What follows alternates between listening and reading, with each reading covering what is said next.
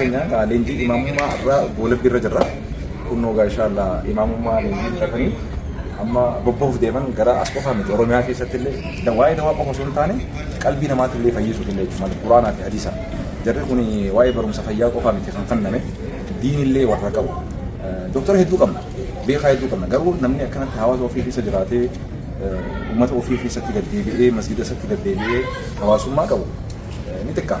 Kanaaf kuni barumsa guddaadha. Jara kanarraa inshallah bakka gartanitti waa'ee fayyaa qofa miti fayyaa qalbii irraa fudhadha jenna. Isheenii gaafaan kana eebba gartee leenjii isaan irra turan ambaasadarummaa isaan irra eebbisu deeman.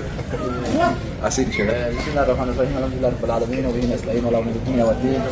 Akka nugartan kana halkan Ramadana bidal sadihi umura al-qawsi asmasi tawfiq keessa jirra. Guddina fiitiin rabbiin keenya guddaan doktoroowwan teenya walitti nu qabee Doktor Nuraddiin Haji Abdallah Sulee Atlanta irraa dhufanii as nu wajjin guyyaa haga shanii masjid tawfiq kana keessatti leenjii nu wajjin fudhataa turanii akkasuma Farahaan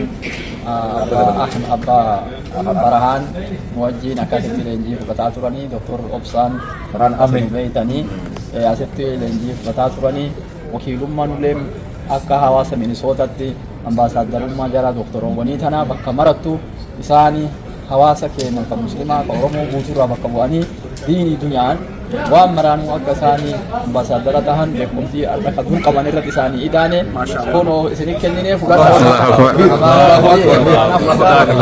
isin haa galu isin haa fuudhu isin deemtan nagaya haa ta'u isin dalaydan ta guutuu biyya Itoophiyaa wal geettu rabbi haa godhu kaabaa kibbata wal geettu haa godhu mirgata wal geettu haa godhu biyya sana keessatti illee dagaagdee guddattu rabbi haa godhu waan guddoo harka keessanirra rabbi fatii haa godhu rasuulli waan jedhan inna minan naasi mafaatiiha lil khayr magaalii qal'ishan namarraa nama furaa khayrii nu harka keenya jira jedha. Rabbi isaa khayrii, mallayni isaa khayrii, yaanni isaa khayrii, dalagaan isaa khayrii jedhanii mafaatiha khayrii rabbi sin haa godhu. Asiin biyyatti illee furaa khayrii rabbi sin haa godhu.